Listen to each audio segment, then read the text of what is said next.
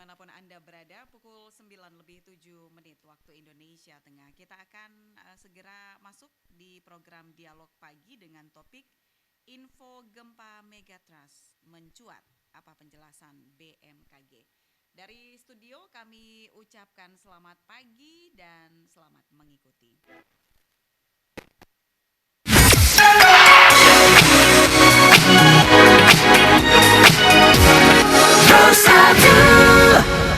Kejaksaan Agung resmi menetapkan 6 tersangka Saudara, KPK menetapkan mantan Dirut Pertamina Karen. Informasi dari selama 20 hari ke depan di rutan KPK. Pidana khusus Kejagung menyebut 3 tersangka baru hanya melakukan peran yang berbeda.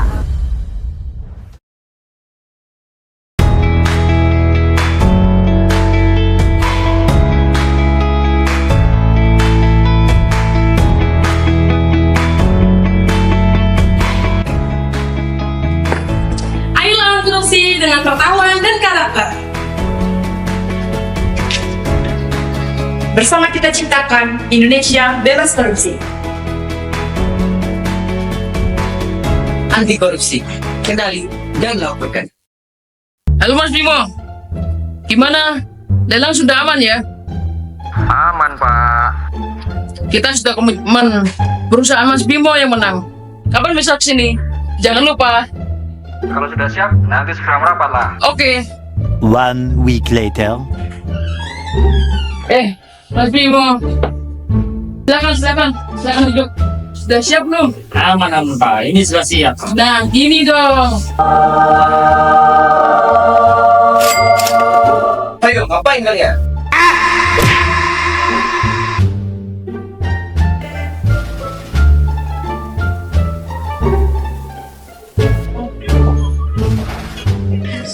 Bagus ini udah mas. Ada yang dapat konsep ya nanti. Permisi Pak. Belum? Ini Pak ada titipan dari pengusaha yang kemarin. Oh, yang mana ya? Wah, mantap ini, bro mas.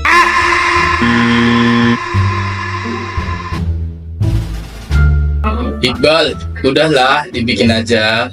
Wah, fiktif berarti Pak. Ntar Kita bagi dua deh. Oh, siap Pak. A few moments later.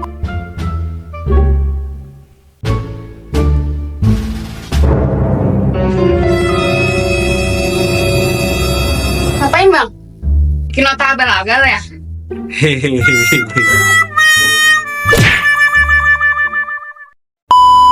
Bila godaan kecil untuk korupsi saja tidak mampu kita lawan, jangan mimpi kita bisa melawan godaan yang lebih besar.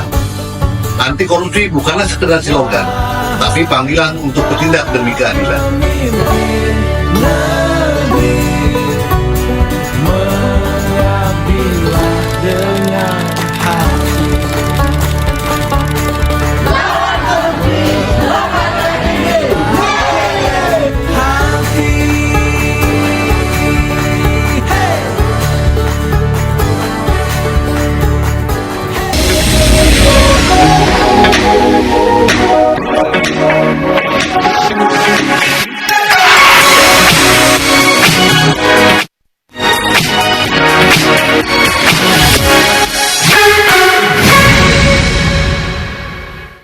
Selamat pagi pendengar dan juga pemirsa RRI.net, senang menyapa kembali Anda dalam program Dialog Lintas Pagi RRI Toli-Toli, Buol dan Parigi Motong. Tentunya edisi hari ini, Selasa 20 Agustus 2024, kita akan membahas terkait dengan topik info gempa Megatrust mencuat, apa penjelasan BMKG. Tentunya kita ketahui bersama bahwa di media sosial adanya kembali info gempa Megatrust ini kembali beredar, dan juga tentunya masyarakat diharapkan juga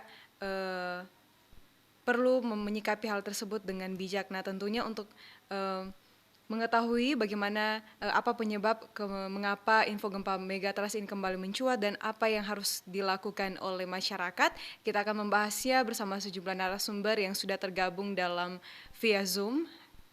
Ya, kita sapa beliau, Pak Salmin Yahyar selaku Ketua Galumpang Peduli Bencana. Halo, selamat pagi Pak.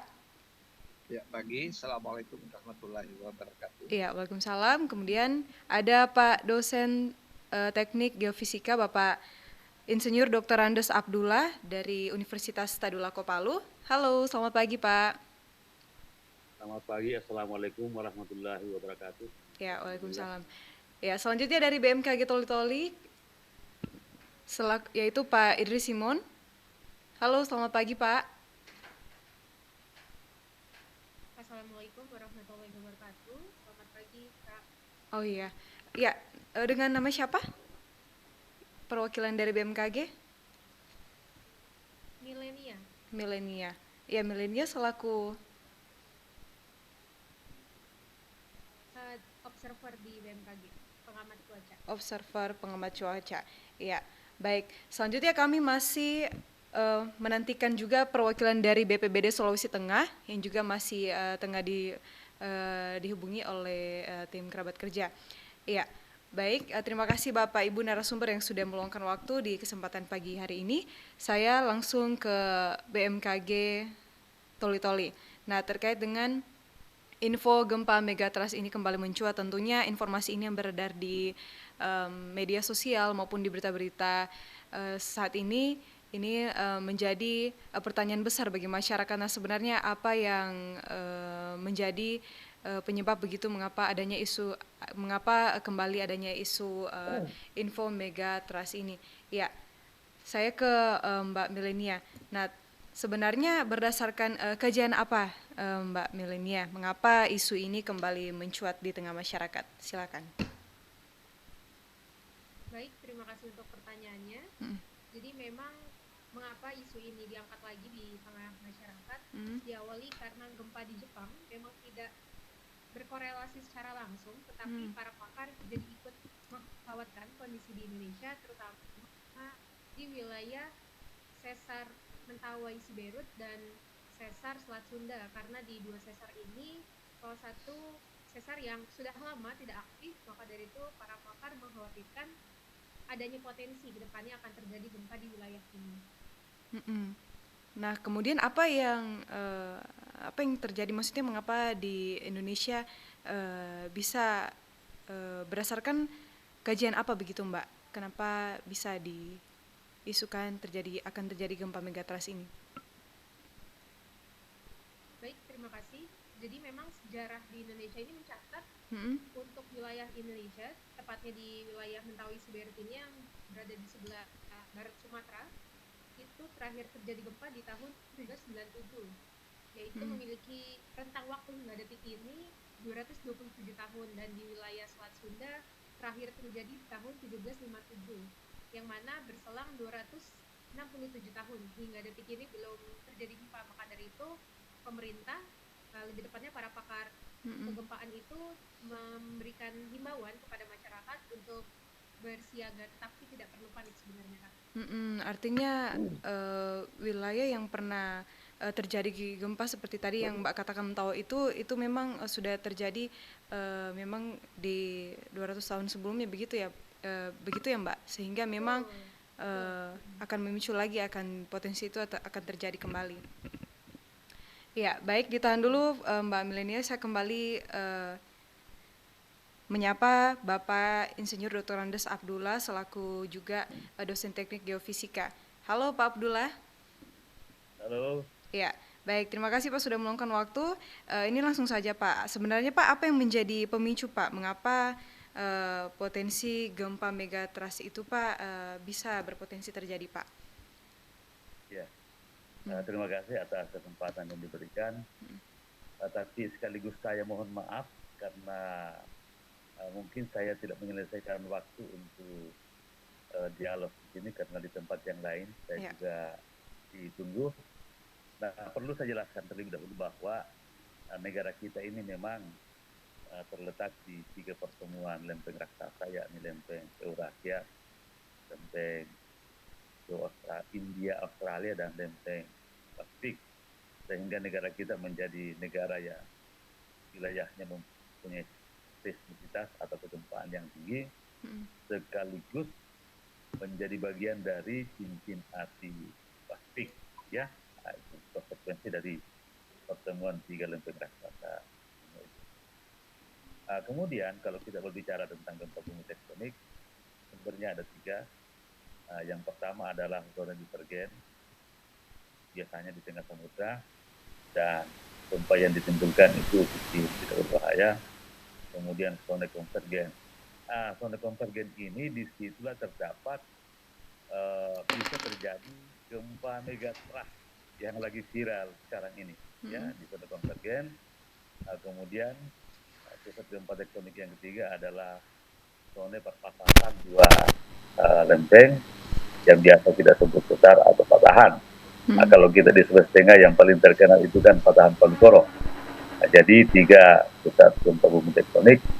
Nah, yang lagi viral sekarang ini adalah gempa bumi megatrust yang dirilis oleh BMKG, salah satu lembaga resmi negara yang capable, dan harus kita percaya informasi yang diberikan. Di situ diberikan bahwa kemungkinan bisa terjadi atau kita harus waspada kemungkinan berulangnya gempa yang terjadi di Cape Mentawai Siberut dan Cape Selat Sunda yang sudah lebih 200 tahun seperti yang disebutkan tadi oleh Adinda dari BMKG Tuli-Tuli, bahwa sudah lama tidak menimbulkan gempa dan patut diwaspadai sekarang ini karena bisa saja terjadi pada saat. Nah, itu untuk saudara-saudara kita di Sumatera bagian selatan dan Jawa bagian selatan, khususnya yang di sekitar Selat Sunda bagian selatan. Nah, bagaimana dengan kita di Sulawesi? Berdasarkan peta kegempaan yang dirilis oleh Pusgen, Pusat Gempa Nasional, dan sudah dimuat oleh berbagai berita online, bahwa kita juga mempunyai potensi megatrust. Ya, tadi ada saya kirim ke salah satu staf RRI Tuli-Tuli, zona megatrust yang ada di Sulawesi. Di Laut Sulawesi, di sebelah utara Tuli-Tuli, Buron, Gorontalo, dan Utara itu ada potensi megatrust dengan gempa maksimal dengan 8,5 magnitudo, ya. Dengan gempa maksimal 8,5 magnitudo, kita bisa membayangkan seperti apa besarnya gempa 8,5. Ya, kita bandingkan saja dengan gempa yang terjadi 6 tahun lalu yang kita sebut gempa Padagimo, ya. Gempa Padagimo 7,4. Kalau 7,4 saja bisa menghancurkan seperti itu, menimbulkan likuifaksi, tsunami, penurunan permukaan tanah, longsor, dan sebagainya. Nah, bagaimana pula dengan 8,5? Barusan saya posting simulasi sekiranya terjadi gempa 8,5 di Laut Sulawesi, yang kebetulan saya anggap misalnya berhadapan dengan wilayah Buol dan Tuli-Tuli, ya. Di posting Facebook Abed Petal aja sekitar 10 menit yang lalu saya posting itu simulasi. Ternyata kalau kita ambil kota Buol, ya, katakanlah sejajar dengan Tuli-Tuli itu, dengan pusat megatrust yang ada di Laut Sulawesi yang punya potensi 8,5 magnitudo, itu jaraknya sekitar 142 km, ya, 142 km secara laut antara pinggir pantai dengan zona megatrust. Dan jika terjadi gempa ini di titik yang kami simulasikan, itu butuh waktu sekitar 14,72 menit atau katakanlah 15 menit tsunami-nya sampai ke Tuli-Tuli ataupun ke kota Buol, ya. Cukup lama. Tapi masalahnya adalah kota Tuli-Tuli yang wilayahnya datar, tentu waktu yang digunakan oleh orang di pantai tidak cukup 12 menit untuk mencari wilayah yang aman, ya. Jadi bisa dilihat simulasi saya di Facebook Abed Petal aja, dengan kecepatan gelombang tsunami itu sekitar 579 km per jam. Nah, inilah yang kami harapkan kepada pemerintah setempat, mungkin dibantu oleh BPPD setempat, BMKG setempat, BPPD Sulawesi Tengah dan BPPD, bagaimana pemerintah dan masyarakat secara bersama-sama membangun kegiatan-kegiatan pengurangan bencana. Ada istilah yang cukup bagus yang didengungkan 2-3 tahun terakhir, istilah pentahelix, bahwa dalam hal pengurangan risiko bencana itu paling tidak 5 pihak harus terlibat, yakni pemerintah, pengusaha, akademisi, masyarakat sendiri, jurnalis, ya 5 pihak itu yang harus terlibat bersama membangun pengurangan. Ya. Jadi itu informasikan bahwa di samping berita viral sekarang ini tentang ancaman megatrust Mentawai, Siberut dan Selat Sunda, kita sendiri tidak boleh lengah. Karena di Sulawesi, khususnya di sebelah utara Toli-Toli itu ada potensi gempa 8,5 yang masuk kategori megatrust. Karena per definisi megatrust itu adalah gempa di atas 8 magnitudo. Sementara kita punya ancaman 8,5. Selain di sebelah utara dan Toli-Toli, di ancaman megatrust di Sulawesi juga ada di antara Toli ini dan Laut Maluku, ya, dan bisa mengenai wilayah sekitarnya, juga antara Morowali Utara sampai Kendari juga ada ancaman seperti itu. Meskipun dua yang saya sebutkan di sini, yang terakhir ini tidak termuat dalam peta utama megatrust yang dirilis oleh Pusgen, ya, Pusgen Sunda. Tadi kan bahwa ada potensi di situ selain yang ada di laut. Saya kira demikian informasi dari saya. Terima kasih. Ya, baik, ditahan dulu Pak Abdullah. Saya menyapa Pak Salmin Yahyar, Ketua Galumpang Peduli Bencana. Halo, halo Pak Salmin.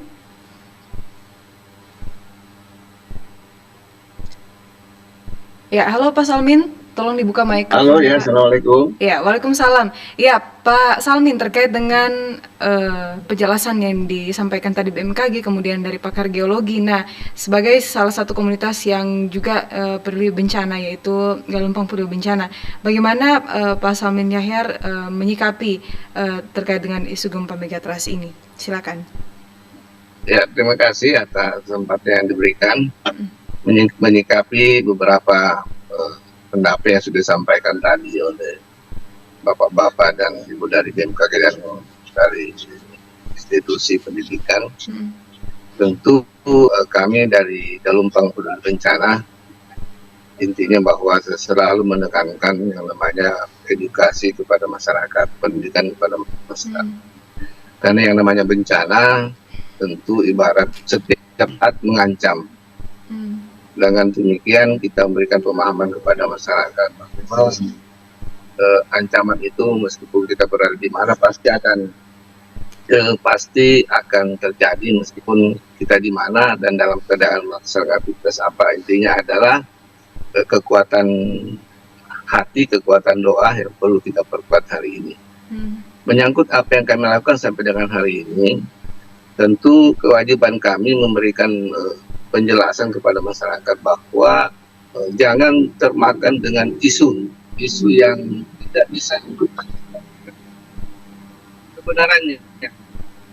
Dalam artian bahwa kami mengajak kepada masyarakat untuk senantiasa mendengarkan satu sumber saja, dalam hal ini adalah BMKG dan sumber-sumber yang bisa dipercaya, seperti itu. Dan alhamdulillah kondisi masyarakat di sekitar Galumpang, ya, kalau saya hanya organisasi ini berada di Galumpang, Kecamatan Dakukamian. Alhamdulillah sampai dengan hari ini kondisi dan masyarakat biasa-biasa saja, meskipun isu-isu yang hari ini berkembang itu sangat luar biasa di media, tetapi mereka sampai hari ini melaksanakan aktivitas bekerja, yang profesi sebagai petani mereka tetap melaksanakan pekerjaannya, bahkan yang profesinya sebagai nelayan, yang karena nelayan kan ini sumber ancaman sebenarnya, namun sampai dengan saat ini mereka tetap saja melaksanakan aktivitas seperti itu, Mbak.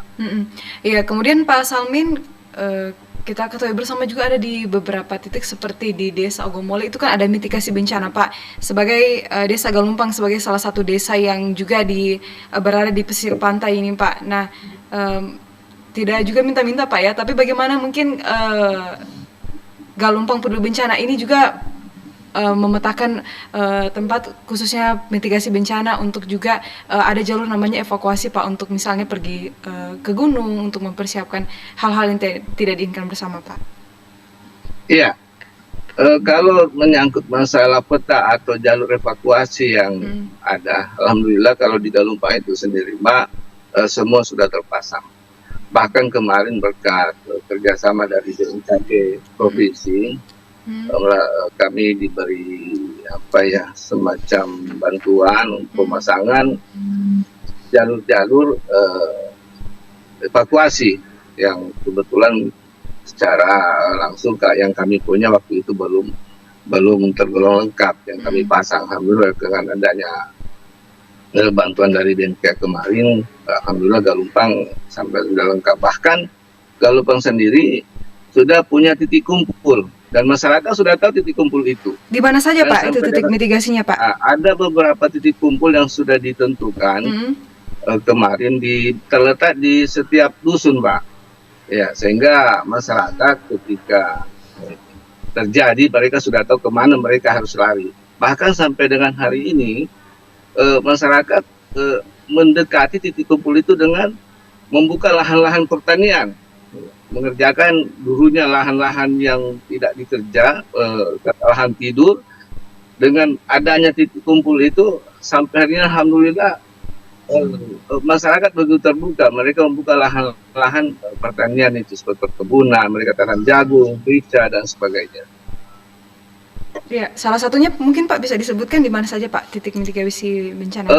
Titik kumpul yang ada di Desa Galumpang itu sendiri terbagi di 3 dusun. Yang pertama ada namanya di Dusun Kuala. Ini Dusun Kuala dihuni oleh kurang lebih 135 kakak yang dihuni untuk Dusun Kuala. Ada juga Dusun Tengah. Ini Dusun Tengah ini juga sangat lumayan banyak ya. Nah, titik kumpulnya itu ada di sekitar persawahan yang memang kemarin sudah dicoba diukur oleh pihak BMKG dengan peta mitigasi yang ada, sudah ditetapkan di sana. Ada juga yang satu di titik kumpulnya di Dusun Penyapu, dusun yang paling terjauh dari Desa Galumpang, di situ juga sudah ada dibuatkan titik kumpul itu Mbak. Iya baik, ya ditahan dulu Pak Salmin, saya kembali ke Mbak Milenia selaku observer pengamat cuaca BMKG Toli-Toli. Nah tadi juga Mbak sempat katakan bahwa masyarakat tidak perlu panik, namun juga ada masyarakat opini publik yang mengatakan juga, nah kalaupun tidak panik tentunya harus ada persiapan atau pelatihan, setidaknya ada tanggap bencana. Jadi meskipun juga masyarakat tetap bisa tenang, tapi ada aksi yang dilakukan untuk misalnya tidak minta ada langkah yang harus mereka lakukan begitu ketika ada tanda-tanda gempa. Nah, bagaimana BMKG Toli-Toli untuk menyikapi hal tersebut dan juga memberikan edukasi? Silakan. Oke baik, terima kasih untuk pertanyaannya Kak. Tadi yang disebutkan oleh Pak Lurah bahwa ini tanggung jawab kita bersama dari pemerintah dan kembali lagi ke individu di tiap masyarakat. Dan tadi bagaimana juga penjelasan Pak Salmin terkait peran pemerintah dalam menyelenggarakan bagaimana cara mitigasi. Nah kalau dari BMKG sendiri, untuk edukasi yang kami sampaikan itu melalui pertama ada sekolah-sekolah, yaitu melalui kegiatan BMKG Go School. Itu juga sudah dilakukan oleh kantor kami, memperkenalkan terkait kegempaan ini kepada anak-anak sekolah sejak dini. Dan selain itu BMKG juga menyelenggarakan yang dinamakan Sekolah Lapang Geo. Ini juga pernah diselenggarakan beberapa tahun terakhir di Toli-Toli. Dan apa saja kira-kira yang harus disiapkan oleh masyarakat terkait kegempaan ini? Teman-teman pendengar bisa menyiapkan yaitu tas siaga bencana, yang di dalamnya bisa muat terkait dokumen-dokumen penting, obat-obatan, lampu penerangan, baju secukupnya, dan persediaan makanan untuk beberapa hari saat jika nantinya terjadi suatu bencana. Iya. Baik Bapak Ibu narasumber, kita jeda dulu sebentar terkait dengan topik info gempa megatrust mencuat, dan bagi Anda juga pendengar dan juga pemirsa Airnet yang ingin memberikan pertanyaan dan masukan, kami persilakan di nomor interaktif kami di 0852 4248 6001 dan 0853 4383 1230 dan 0852 0821 9483 0965. Ya, masih menantikan narasumber dari BPBD Sulteng, dan juga bagi Anda yang ingin memberikan pertanyaan kami persilakan, dan juga sebelum kita melanjutkan dialog kita dengarkan dulu pesan-pesan berikut ini. Kejaksaan Agung resmi menetapkan 6 tersangka. Ya saudara, KPK menetapkan mantan Dirut Pertamina Karen. Ada informasi dari selama 20 hari ke depan di rutan KPK. Pidana khusus Kejagung menyebut 3 tersangka bagiannya melakukan peran yang berbeda.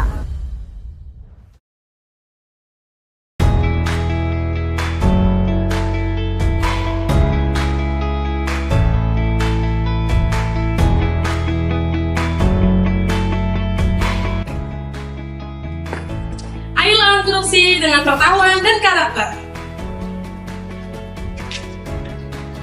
Bersama kita ciptakan Indonesia bebas korupsi. Anti korupsi, kendali dan lakukan. Halo Mas Bimo, gimana? Lelang sudah aman ya? Aman, Pak. Kita sudah komitmen perusahaan Mas Bimo yang menang. Kapan bisa kesini? Jangan lupa. Kalau sudah siap, nanti segera merapat lah. Oke. 1 week later. Mas Bimo. Silakan duduk. Sudah siap belum? Aman Pak, ini sudah siap. Nah, gini dong. Ayo, ngapain kalian?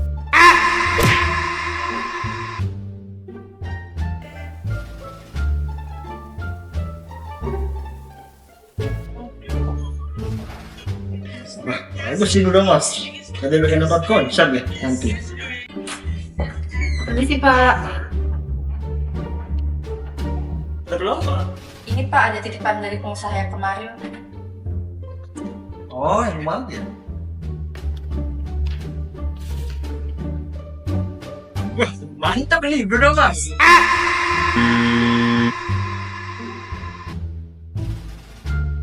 Iqbal, udahlah dibikin aja.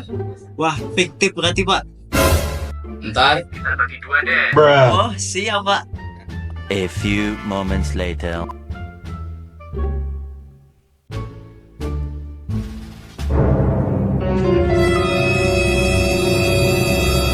Ngapain Bang? Bikin nota abal-abal ya?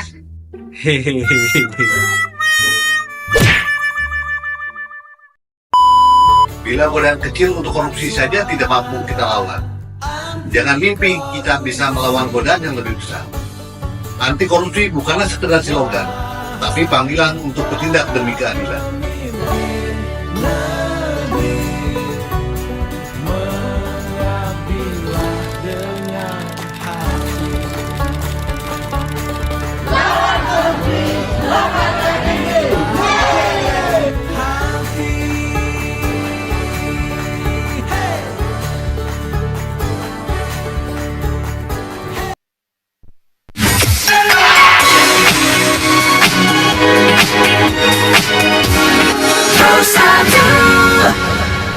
Terima kasih pendengar, Anda masih bersama kami dalam program Dialog Lintas Pagi RRI Toli-Toli Buol dan Parigi Motong terkait dengan info gempa megatrust mencuat, apa penjelasan BMKG, dan masih bersama sejumlah narasumber kami yang gabung melalui via Zoom. Saya kembali ke Bapak Abdullah selaku juga pakar geologi dan juga salah seorang dosen teknik geofisika dari Universitas Tadulako Palo. Nah, terkait dengan gempa megatrust ini Pak, sebenarnya apakah ada tanda-tanda alam Pak jika terjadi gempa megatrust Pak? Iya, tolong dibuka Pak mic-nya.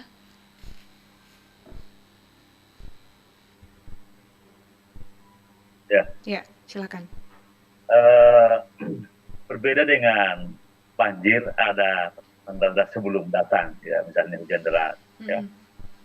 Demikian pula dengan gunung api yang akan meletus, itu ada tanda-tanda sebelum gunungnya meletus. Tapi yang namanya gempa bumi, apakah gempa megatrust atau gempa tektonik yang lain, itu sangat susah ya mengidentifikasi tanda-tandanya. Gempa bumi terjadi begitu saja, bumi bergetar, rumah roboh, dan jatuh korban jiwa. Tapi yang jelas bahwa para pakar sudah mengidentifikasi 13 zona utama megatrust di Indonesia. Salah satunya yang ada di Laut Sulawesi, jaraknya sekitar 142 km ya dari kota Buol, dan mungkin 150 km dari kota Tuli-Tuli. Itu berdasarkan hitungan saya ya. Potensi itu ada karena para pakar sudah memberikan peringatan bahwa potensi itu ada. Tinggal bagaimana pemerintah dan warga setempat mengantisipasi ancaman bencana megatrust yang ada di wilayahnya. Ini menjadi bagian atau kewajiban kita semua, bukan hanya kewajiban pemerintah semata-mata. Media seperti RRI juga punya kewajiban. Saya selaku akademisi juga punya kewajiban. Dari BMKG mewakili pemerintah juga mempunyai kewajiban. Demikian pula pengusaha yang mempunyai modal harus ikut mendorong. Nah, apa yang dilakukan antisipasi adalah bukan sekedar menyiapkan tenda dan sebagainya atau obat-obatan, itu memang juga penting, tapi ada tindakan pengurangan risiko bencana yang mempunyai sistematika. Ya, sistematikanya itu adalah pertama kita melakukan pencegahan. Yang kedua, kita melakukan tindakan pencegahan. Saya ulang ya, kalau kita berbicara mitigasi itu artinya pengurangan risiko. Mitigasi bencana artinya pengurangan risiko bencana. Tindakan pengurangan risiko bencana bisa dibagi ada 4 bagian. Yang pertama itu pencegahan. Pencegahan ini mempunyai 2 makna. Makna pertama itu adalah mencegah terjadinya. Atau kalau kita tidak bisa cegah, tidak minimalkan ancaman. Yang kedua adalah tindakan mitigasi tanpa kata bencana, mitigasi saja. Kata mitigasi ini maknanya ada 2, ada fisik. Mitigasi fisik, yakni memperkuat hunian atau bangunan-bangunan yang berpotensi mencelakai atau membunuh orang-orang yang ada di situ. Kemudian ada namanya mitigasi non-fisik atau mitigasi struktural, yakni pengetahuan kepada masyarakat. Bagaimana dia atau masyarakat mempunyai kemampuan untuk menyelamatkan diri jika terjadi bencana. Paling bagus lagi kalau juga mampu, selain bisa menyelamatkan dirinya, bisa juga menyelamatkan orang lain di sekitarnya, keluarganya, tetangganya, dan yang ketiga adalah kesiapsiagaan.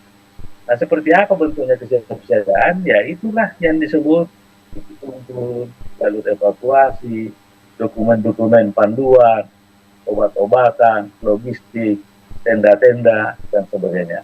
Itu bagian dari kesiapsiagaan.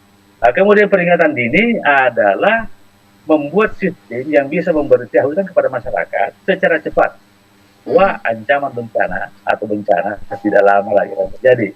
Kalau tsunami, alhamdulillah, meskipun belum merata, sudah ada sistemnya. Nah, bagaimana dengan gempanya? Saya sendiri sampai saat ini, saya belum meyakini ada peringatan dini untuk gempa bumi. Peringatan dini untuk gempa bumi itu adalah getaran gempa bumi sendiri, ya. Kemudian peringatan dini untuk banjir sudah ada melalui BMKG, ya, dirilis beberapa jam sebelumnya bahwa akan terjadi hujan deras dan sebagainya. Itu adalah peringatan dini untuk ancaman banjir yang akan terjadi. Jadi sekarang ini, karena setiap wilayah mempunyai karakteristik berbeda-beda, tentu mempunyai konsep tindakan pengurangan risiko bencana yang berbeda-beda pula. Dan ini harus melibatkan 5 pihak atau pentahelix untuk disusun bersama-sama. Masyarakat harus terlibat. Karena masyarakat lah yang akan menggunakan konsep itu. Misalnya membuat jalur evakuasi itu dikumpul, masyarakat harus terlibat. Jangan hanya mau dibuatkan oleh orang lain, misalnya oleh LSM dari luar datang membuat jalur evakuasi sementara masyarakat tidak terlibat. Padahal jika terjadi bencana, masyarakat yang akan mengenang. Jadi ke depan dengan adanya ancaman yang sudah disebutkan oleh pakar dalam dokumen-dokumen resmi, apalagi juga sudah dirilis BMKG sebagai lembaga resmi negara yang harus kita percaya, yang harus kita ikuti arahannya, maka kewajiban pemerintah dan masyarakat Tuli-Tuli dan sekitarnya untuk mengantisipasi.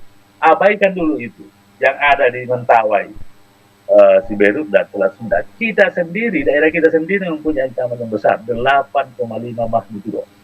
Nah, seperti apa 8,5 magnitudo? Bayangkan saja seperti apa 7,4 yang terjadi 6 tahun lalu di Kota Palu dan sekitar. Jadi, jangan menunda.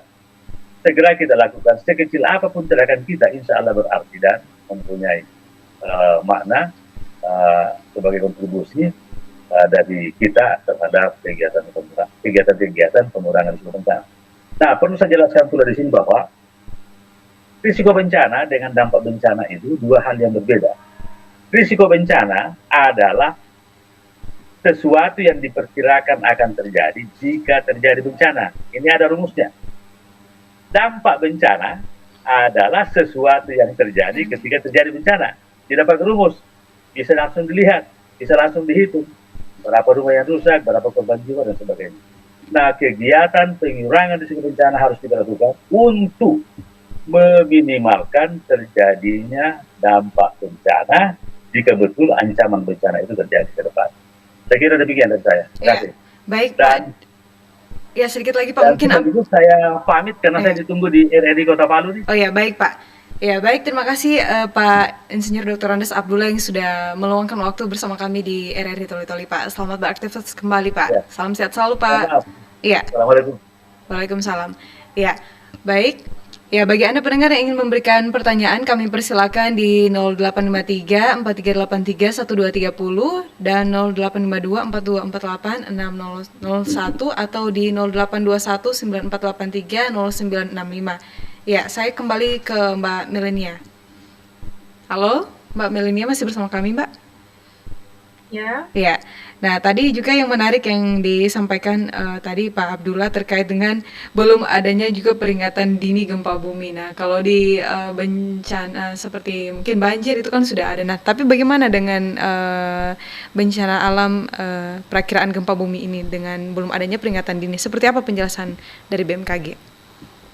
Baik, terima kasih untuk pertanyaannya. Jadi memang untuk sampai saat ini ya, Kak, belum ada alat yang bisa memprediksi terkait gempa bumi. Tetapi seperti yang kami kaji sebelum-sebelumnya, kami bisa menganalisis dari data-data yang kami punya secara historis terkait pola-pola kegempaan di Indonesia, yang mana ini bisa menjadi peta terkait potensi gempa di Indonesia, Kak.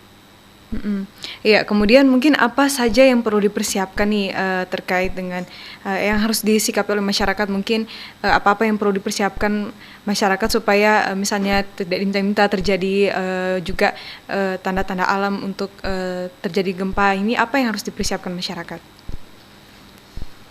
Oke, baik. Jadi seperti yang dibicarakan tadi oleh Pak Salmin, menurut saya penting sekali untuk teman-teman di rumah mengetahui jalur-jalur evakuasi di setiap daerah masing-masing. Karena jika nanti terjadi, kita bisa langsung menyelamatkan diri masing-masing dan orang terdekat.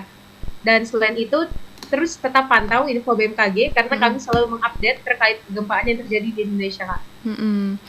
Iya, baik. Ditahan dulu Mbak Melenia, saya kembali ke Pak Salmin Yahyar. Ya, Pak Salmin. Halo Pak, masih bersama dengan kami Pak? Iya Pak, ya, masih.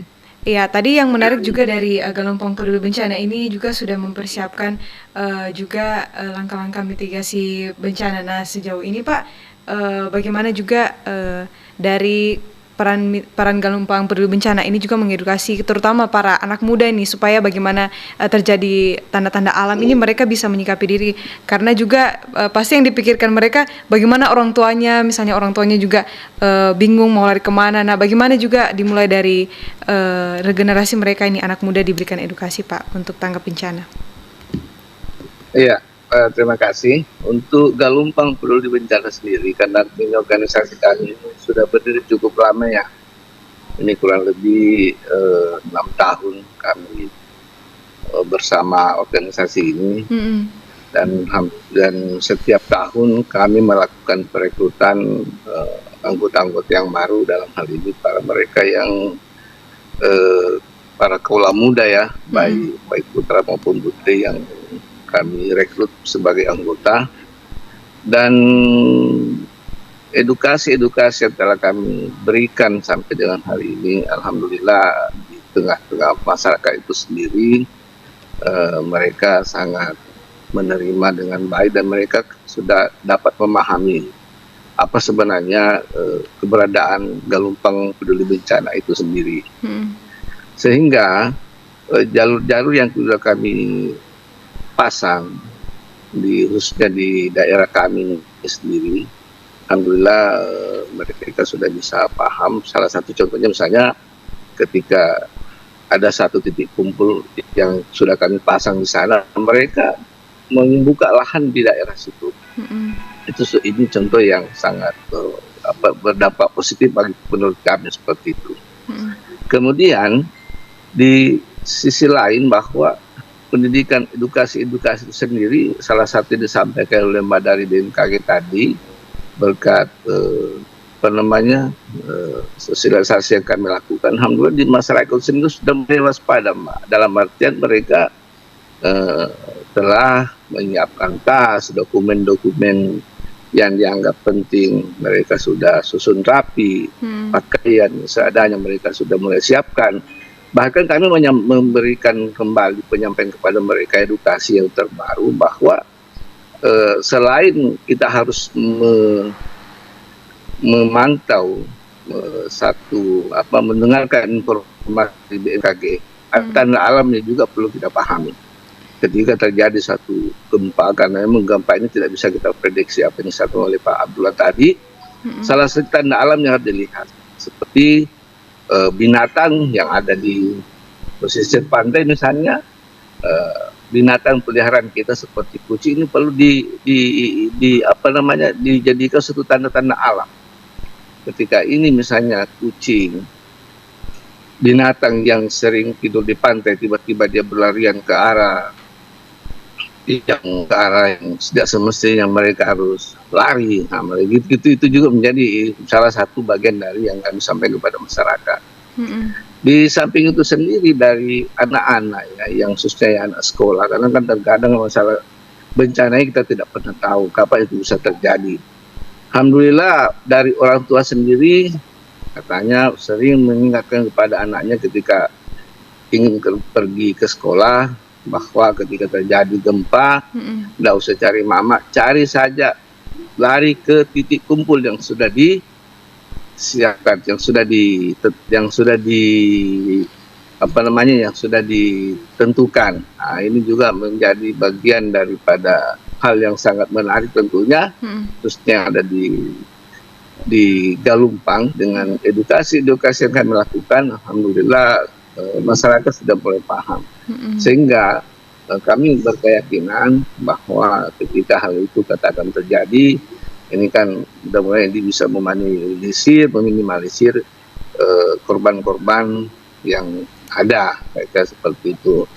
Nah, karena mereka sudah mulai paham dan sudah mulai mengerti apa yang mereka harus lakukan di rumah masing-masing. Iya, baik, ditahan dulu Pak Salmin di penghujung dialog kita. Saya kembali ke Mbak Milenia. Mbak Milenia, halo. Iya, mungkin bisa dibagikan ini tips atau cara berlindung dari gempa bumi dan juga evakuasi. Baik, jadi jika terjadi gempa bumi, jika memang kita berada di dalam ruangan yang tidak memungkinkan untuk keluar ruangan secara cepat, kita bisa mencari seperti meja atau tempat yang kokoh untuk berlindung di bawahnya. Tetapi jika memungkinkan untuk keluar rumah, segera keluar dan mencari tanah yang lapang dan jadi tiang-tiang atau gedung-gedung yang tinggi, Kak. Iya, kemudian mungkin untuk persiapan lainnya selain memang mungkin kalau ada yang berada di pegunungan, nah itu bagaimana Mbak Milenia? Atau yang di dalam kendaraan mobil, nah itu bagaimana? Ya, untuk teman-teman yang sedang berada di dalam kendaraan juga bisa langsung mengevakuasi diri ke tanah yang lapang, mencari perlindungan yang pastinya. Dan mungkin bisa diperhatikan bagi teman-teman pendengar yang berada di sekitar rawa, karena salah satu efek dari kegempaan itu salah satunya likuifaksi, Kak. Jadi itu tanah yang terserap ke dalam itu menjadi lumpur seperti yang terjadi di Palu 6 tahun yang lalu. Jadi mungkin bisa diperhatikan juga lingkungan sekitar untuk titik evakuasinya, Kak. Iya, sedikit lagi Mbak Melania ini terkait info gempa megatrust ini. Nah, apakah juga berpotensi ini akan terjadi juga tsunami? Dan sekitar berapa tinggi gelombangnya? Baik, kalau untuk wilayah Sulawesi Tengah sendiri, jadi memang Sulteng ini memiliki 2 sesar yang aktif, Kak, sesar Palu Koro dan Matano. Kebetulan untuk sesar Palu Koro ini sebenarnya geraknya itu bergeser, Kak. Jadi kalau sesar itu kan bergeraknya ada yang naik, ada yang turun. Nah, kalau Palu Koro ini bergeser dan makanya kenapa getarannya lebih terasa. Tetapi sebenarnya getaran geser ini sulit untuk memunculkan tsunami. Tetapi yang terjadi di Palu saat itu adalah karena adanya tumpukan hasil patahan-patahan di dalam laut yang menimbulkan tsunami. Jadi kalau untuk saat ini teman-teman bisa bersiaga seperti yang tadi saya jelaskan terkait tas bencana, lalu selalu memantau info BMKG dan mengetahui letak-letak titik evakuasi untuk terbiasa dan tanggap terhadap bencana gempa ini. Ya, kalau melihat di tol-tol ini, nah sebenarnya mitigasi yang tepat yang juga yang baik untuk masyarakat kalau berdasarkan pengamatan dan juga observasi di lapangan, di mana saja nih letak yang baik ini untuk melakukan mitigasi bencana, Mbak Melania? Baik, jadi memang untuk wilayah tol ini kan cukup unik ya, Kak. Kita itu berdampingan antara laut dan gunung, dimana kita bisa menjadikan gunung ini sebagai salah satu tujuan jika nantinya terjadi gempa, karena setelah gempa itu masih ada jeda gitu, Kak, sebelum tsunami. Masih ada jeda waktu, kita bisa menyelamatkan diri, dan di saat itulah kita harus memanfaatkan waktu sebaik mungkin untuk menuju daerah yang lebih tinggi, Kak. Iya. Baik Mbak Melania, di akhir kebersamaan kita dan juga Pak Salmin Yahya, kita sudah berada di penghujung dialog. Saya akan minta closing statement dan juga himbauannya untuk masyarakat. Saya pertama ke Pak Salmin Yahya. Halo, ya Pak Salmin, silakan Pak, Ya, apa yang menjadi harapan dan juga himbauannya kepada masyarakat? Iya, harapan dan himbauan dari kami selalu Galumpa Peduli Bencana, khususnya ya masyarakat Galumpa dan pada umumnya masyarakat Kabupaten Toli-Toli. Artinya tentang hal ini kita tetap melaksanakan aktivitas seperti biasanya. Kemudian ketika terjadi hal-hal yang kita tidak inginkan, itu tetap fokus ke satu titik, yang titik kumpul yang sudah kita tetapkan. Dan intinya adalah ketika bencana tsunami itu datang, tidak ada kata lain selain lari ke tempat yang paling tinggi. Nah, kira-kira seperti itu. Dan mohon kepada seluruh masyarakat, khususnya masyarakat Galumpa itu sendiri, tetap waspada, tetap melaksanakan aktivitasnya sebagaimana biasanya, dan ketika tidak usah perlu ragu-ragu dan tetap berpegang pada satu sumber, yaitu sumber-sumber yang dipercaya BMKG dan BPBD dan ataupun misalnya sumber-sumber lain. Terima kasih. Iya, baik, terima kasih Pak Salmin sudah bergabung bersama kami. Mbak Melania, apa menjadi catatan dan juga himbauannya kepada masyarakat?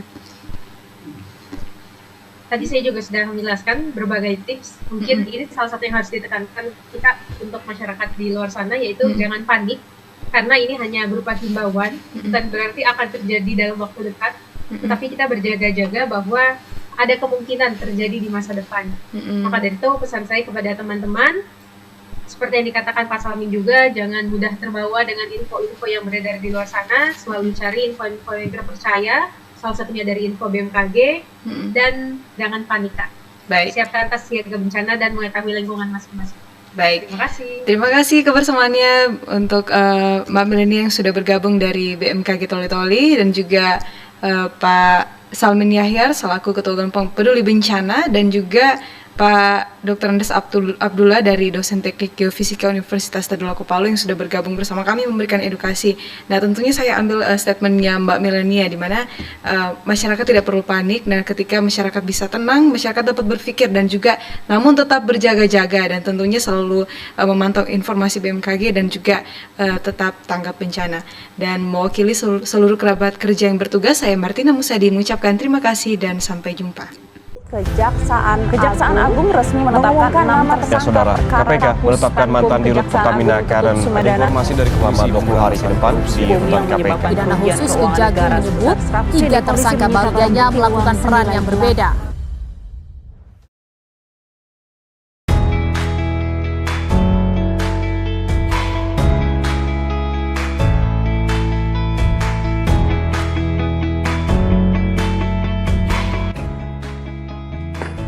Ayo lawan korupsi dengan pengetahuan dan karakter. Bersama kita ciptakan Indonesia bebas korupsi. Anti korupsi, kendali dan lakukan.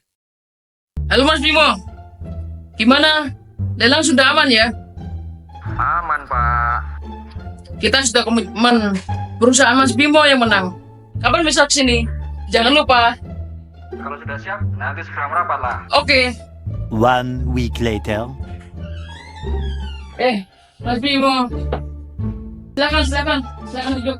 Sudah siap belum? Aman, Pak. Ini sudah siap. Nah, gini dong. Ayo, ngapain kalian?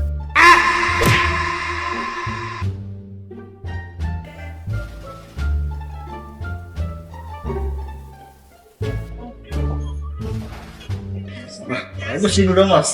Ada bikin dapat konsep ya nanti. Permisi Pak. Belum? Ini Pak ada titipan dari pengusaha yang kemarin. Oh, yang mana ya? Wah, mantap ini, bro mas.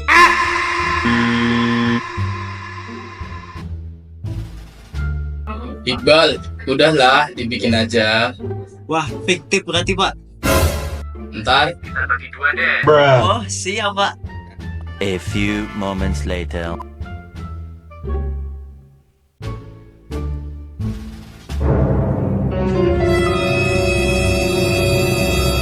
Ngapain Bang? Bikin nota abal-abal ya?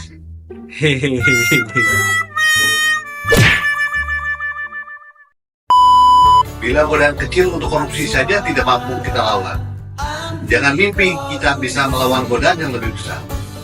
Anti korupsi bukanlah sekedar slogan, tapi panggilan untuk bertindak demi keadilan.